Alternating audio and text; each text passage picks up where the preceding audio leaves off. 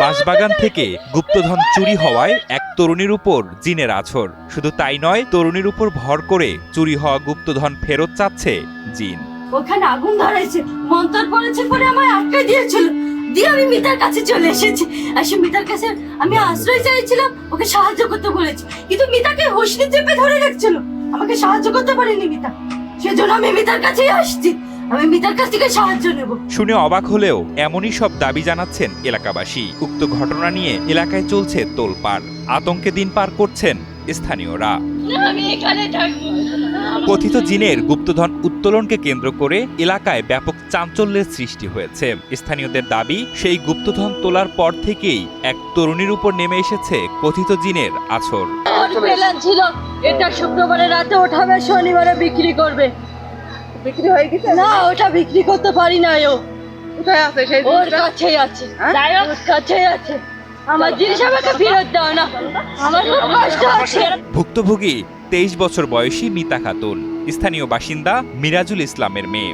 পরিবারের দাবি, কয়েকজন ব্যক্তি স্থানীয় একটি বাঁশবাগানের নিচ থেকে গুপ্তধন তোলার চেষ্টা করেন। এরপর থেকেই তাদের মেয়ে মিতার আচরণ অস্বাভাবিক হয়ে ওঠে। সে কখনো চিৎকার করছে, কখনো অচেতন হয়ে পড়ছে। আমার ভালো মেয়ে, ওই রাত্রে থেকে এসো, কোনো সমস্যা নাই। পাড়ার আমার কথা বিশ্বাস যদি না করেন স্যার, পাড়ার লোকে জিজ্ঞেস করেন, আমার মেয়ের কোনো সমস্যা নেই। পাড়ার লোকে বলে ওই রাইতে থেকে নেই শুরু। মিতার মা নাজমা খাতুন 3 জনকে অভিযুক্ত করেছেন, হোসনে আরা, বাবুলাল এবং শাহজাহান। তাদের অভিযোগ, বাঁশবাগানের নিচে লুকানো গুপ্তধন তোলায় জিন ক্ষিপ্ত হয়ে মিতার উপর ভর করেছে।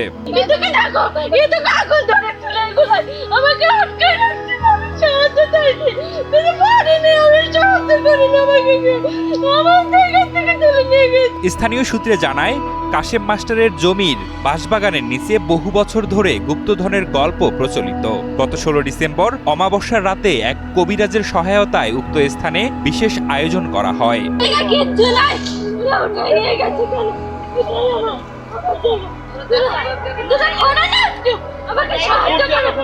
এলাকাবাসীর দাবি, একটি পাতিল ভর্তি ধাতব মুদ্রা উদ্ধার করা হয় উক্ত স্থান থেকে। এরপর থেকে হোসনে আরা নামের এক নারী সেই টাকা নিয়ে পালিয়ে যান। এরপর থেকেই মিতা খাতুনের মধ্যে দেখা দেয় অস্বাভাবিক আচরণ। আরএফএল এসডব্লিউআর পাইপি মাপে যা বলে তাই দেয়। RFL SWR pipe and fittings. Babulal মেকারের ঘরের পিছনে আছে। তুমি আমাকে সাহায্য করো, জিনিসটা ফেরত দিতে আমি কষ্ট আছি। পরিবার জানায়, মিতা প্রায়ই বলে ওঠে, আমার কাঁচা টাকা তুলে নিয়ে গেছে, আমি ওদের ছাড়বো না। পরিবারের দাবি, এসব কথা সে নিজে বলে না, জিন তাকে দিয়ে বলাচ্ছে। ওটার মধ্যে কাঁচা টাকা ছিল, তুমি দেখো নাই তো বলছো কিভাবে? আমি ওটা পাহাড়ে দিতেছিলাম তো। কিন্তু বলছো আমি দেখি না। হ্যাঁ, যখন ওটা কি এখন দেখিনি, কিন্তু আমি পরবর্তীতে দেখছি। আমি যখন ওটা পাহাড়ে ছিলাম সেখন তো আমি দেখছি ও টাকা ওঠাই চলে। আমি দেখাইনি, কিন্তু এক কবিরাজের কাছে আমি গেছিলাম, মিথ্যে কথা না। গতকাল গেছিলাম, কাল এর থেকেও বেশি অসুস্থ হয়ে গেছিল মেয়ে। বুঝতে পেরেছেন? আপনারা তো দেখে গেলেন। তারপরেও অসুস্থ হয়ে গেছিল। যাওয়ার পরে আমি গেছিলাম সেই কবিরাজের কাছে। কবিরাজ বলল আমার দ্বারা কোনো সম্ভব না। ঘটনাটি ঘটেছে কুষ্টিয়ার দৌলতপুর উপজেলার আরিয়া ইউনিয়নের বড় গাংদিয়া স্টেশন মোড় এলাকায়। স্থানীয়রা জানান, ঘটনার পর থেকেই গ্রামে ভয় আর গুজব ছড়িয়ে পড়েছে। অনেকেই বলছে সত্যি গুপ্তধন ছিল। এদিকে অভিযুক্ত বাবুলাল অভিযোগ অস্বীকার করেন। অন্যদিকে 2 অভিযুক্ত শাহজাহান ও হোসনে আরার সঙ্গে যোগাযোগের চেষ্টা করা হলেও তারা বাড়িতে ছিলেন না, ফোনও বন্ধ।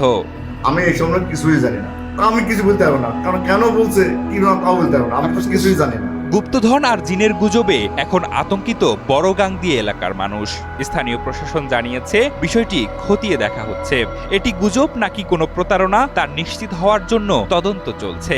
রহস্য, বিশ্বাস আর গুজবের গল্পে এখন সরব দৌলতপুরের বড়গাংদিয়া গ্রাম। তবে এই ঘটনার পেছনে বাস্তবতা কতটা আর কল্পনা কতটা, সেটি এখন সবার জানার বিষয়।